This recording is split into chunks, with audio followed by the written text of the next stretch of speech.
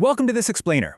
Okay, so today we're diving into this massive historical mystery that is literally sitting right on your wall, or, probably right there on the lock screen of your phone. We rely on our calendars every single day, right?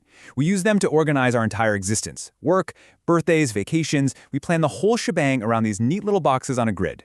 We treat the modern calendar like it's this absolute, rigid scientific truth. But hidden inside this totally common tool is a bizarre, ancient glitch that we all just blindly accept year after year. I mean, think about it. Every other month gets a nicely rounded 30 or 31 days. It feels balanced. It makes sense. So let's investigate exactly why February was robbed of its days and permanently stuck with a measly 28. To solve this, we kind of have to treat it like a cold case and look back thousands of years at the prime suspects responsible for the timeline we're living in today. Let's dive right in.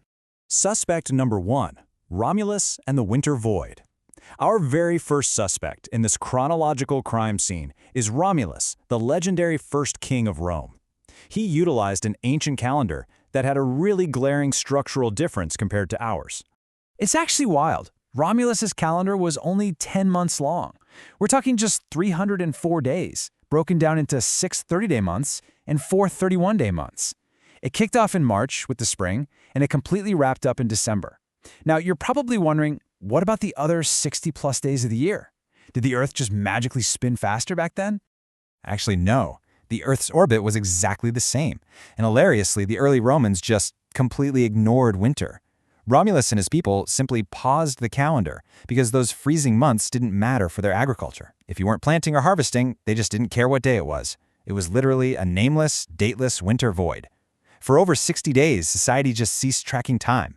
No official dates, no scheduled appointments. You just hunkered down in the cold and waited for the priest to declare that spring had arrived to officially restart the clock. Suspect number 2, Numa Pompilius and superstition. Now, what's super interesting here is that our next suspect, the second Roman king, Numa Pompilius, realized that living with a massive, unrecorded winter gap was just a terrible way to run a growing empire. So he wanted to fix this by properly syncing the calendar with the moon.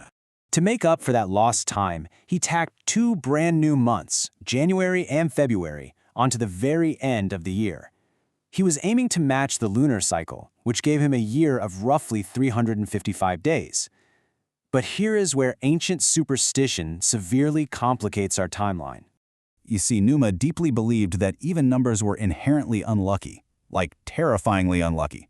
So to protect his empire from bad omens, he subtracted a day from all the 30-day months to make them 29. He wanted every single month to be a safe odd number. But then he hit a massive mathematical wall. He couldn't make the math work. And it comes down to a simple mathematical fact. The sum of an even amount of odd numbers, in this case 12 months, will always equal an even number. But Numa needed his total year to equal 355 days, an odd number. Reaching that goal meant that at least one of his 12 months absolutely had to be an unlucky, cursed even number. The fall guy. So, the crucial point is that someone had to take the hit.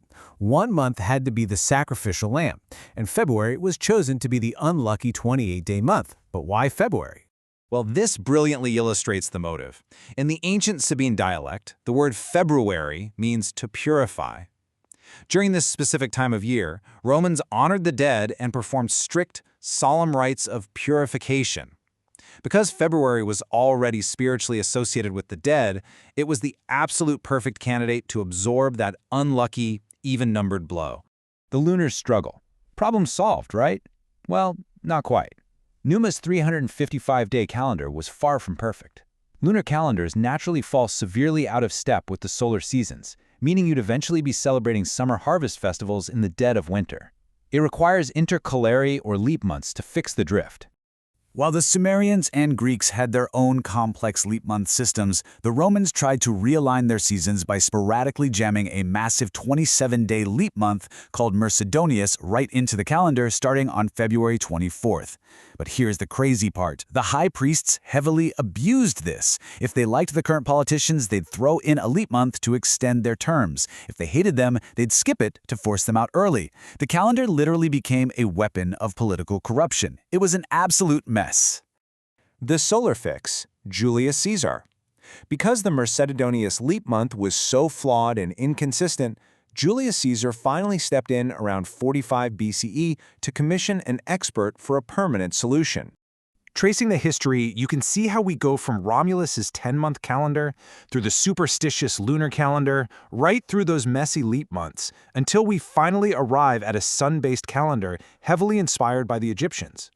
Caesar's Julian calendar stabilized the chaos. He ditched the lunar cycle, added about 10 days to the year, and extended most months to 30 or 31 days.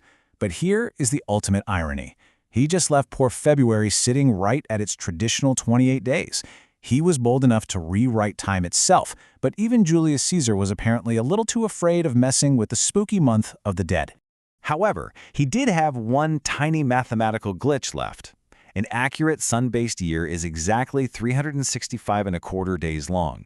So to account for that remaining quarter of a day without throwing the seasons out of whack, they came up with an elegant fix. Just quietly add one extra day to February every 4 years. And boom, the modern leap day was born. The ghost in our calendars. So what you should really take away from this explainer is that despite thousands of years of brilliant mathematical adjustments, your modern wall calendar is still fundamentally haunted by the ancient Roman fear of even numbers. Now that you know the bizarre truth behind February's missing days, it really makes you look at the world a bit differently, doesn't it? It makes you wonder, what other completely arbitrary, ancient rituals are quietly organizing the modern world today? Keep that in mind the next time you flip the page on your calendar. Thanks for joining me on this explainer.